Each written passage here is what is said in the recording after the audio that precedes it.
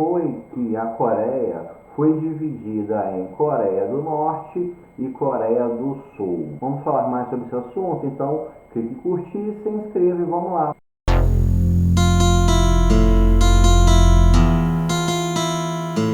Para a gente entender como foi que a Coreia foi dividida em dois países, a gente precisa voltar no século XIX e compreender como foi o processo do imperialismo japonês em cima da Coreia. Até a metade do século XIX, tanto a Coreia quanto o Japão eram países fechados com relação ao restante do mundo. E nesse período também começou o imperialismo europeu, que se expandiu pela Ásia. Na metade do século XIX, o Japão foi atacado pelos Estados Unidos e isso forçou o Japão a ter que abrir os seus portos, abrir-se ao comércio internacional, e também levou a que ocorresse a chamada Restauração Meiji, que foi o marco inicial do processo de modernização e de industrialização do Japão.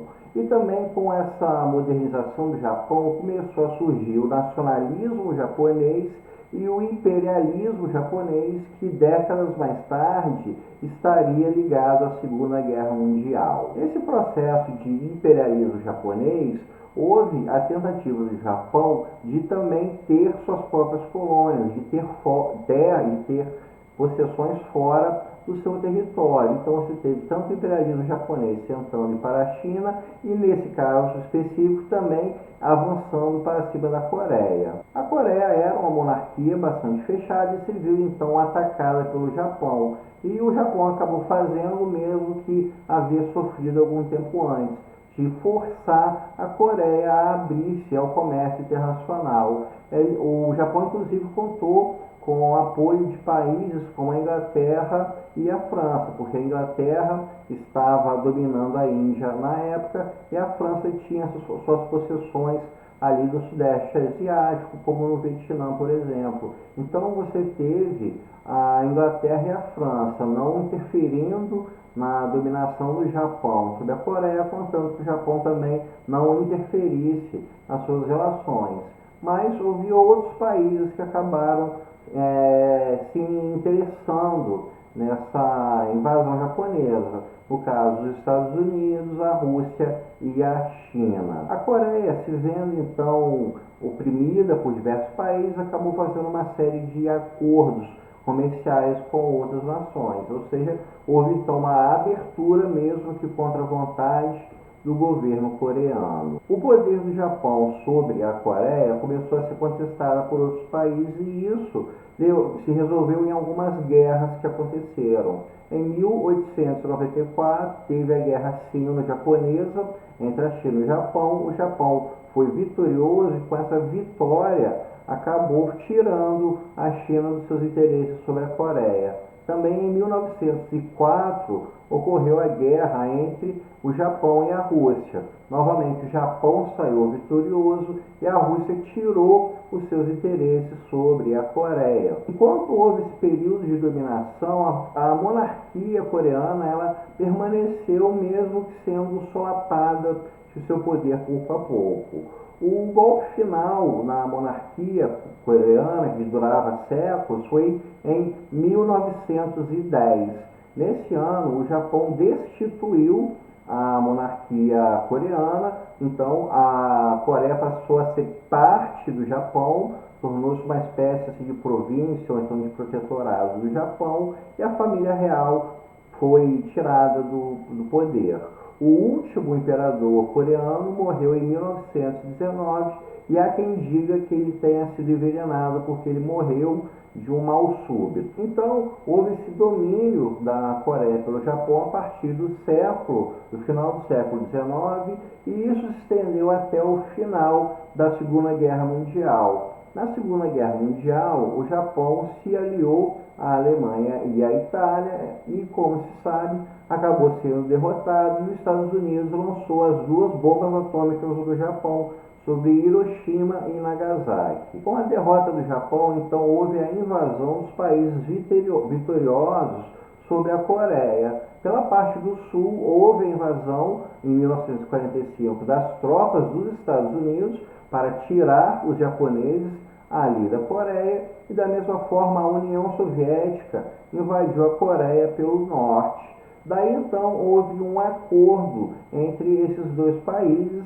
que dividia a Coreia no meio, e o que seria a linha fronteiriça foi o paralelo 38. Ao norte do paralelo 38 seria a parte da Coreia sob o domínio da União Soviética, e a parte ao sul seria a parte dominada pelos Estados Unidos.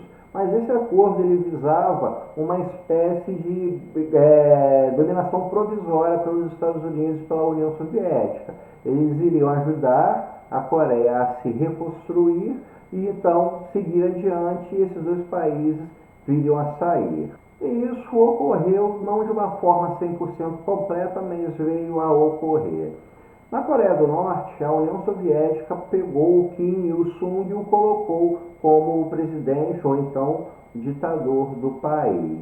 O Kim Il-sung ele é um fruto da dominação japonesa na Coreia. Essa dominação japonesa ela foi extremamente violenta. Havia censura, havia perseguição, havia negação de direitos.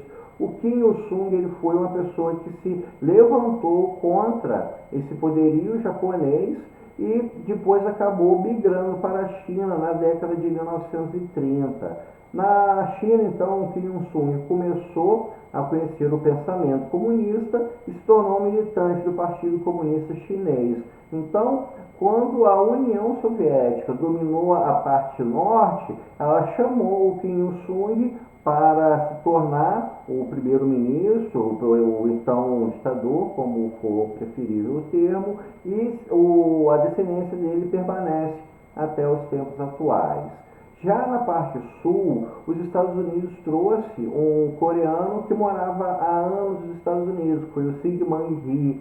Syngman Rhee era um intelectual, um estudioso, ele morava nos Estados Unidos há muito tempo e era um apaixonado pelo ideário do capitalismo, mas não era lá muito apaixonado pela democracia. Os Estados Unidos então trouxe o Syngman Rhee para ser o presidente, ou então ditador, porque não houve uma democracia 100% na Coreia do Sul, como muitos acham, e colocou o Syngman Rhee então como o presidente da Coreia do Sul. O governo do Syngman Rhee também ele foi bastante opressor. Ele, apesar de ele ter uma certa paixão pelo ideário dos Estados Unidos, pelo capitalismo, mas ele não era um democrata. O regime dele foi bastante opressor também. A Coreia só foi conhecer uma democracia de fato a partir da década de 1980. Assim foi a divisão da Coreia do Norte. Ela foi fruto do imperialismo do século XIX e veio a ocorrer de fato após o fim da Segunda Guerra Mundial, onde as disputas da Guerra Fria vieram a influenciar o país, tendo essa divisão com a metade norte sendo comunista, a metade sul sendo capitalista. No ano de 1950 ocorreu a Guerra da Coreia, quando a Coreia do Norte tentou invadir a Coreia do Sul. Aqui novamente a gente vai ver como que essa influência, tanto da União Soviética no norte quanto dos Estados Unidos no sul, ela nunca foi reduzida a zero, ela sempre esteve presente. Tanto é que os Estados Unidos, além de oferecer material bélico para a Coreia do Sul se defender, também enviou tropas para lutar na defesa desse país. E a Coreia do Norte contou com o apoio de armamentos bélicos da União Soviética. Essa guerra terminou no ano de 1951, não houve nenhum avanço territorial dos dois lados, foi um acordo de paz em que ninguém saiu ganhando, e isso selou basicamente a divisão entre esses dois países. Uma divisão que existe até os tempos atuais, em que o neto do Kim Il-sung está no poder na Coreia do Norte, e a Coreia do Sul começou a experimentar uma democracia de fato a partir da década de 1980, quando também começou a haver uma forte expansão econômica desse país. Então, pessoal, isso é tudo por hoje. Espero que vocês tenham gostado e até o nosso próximo encontro.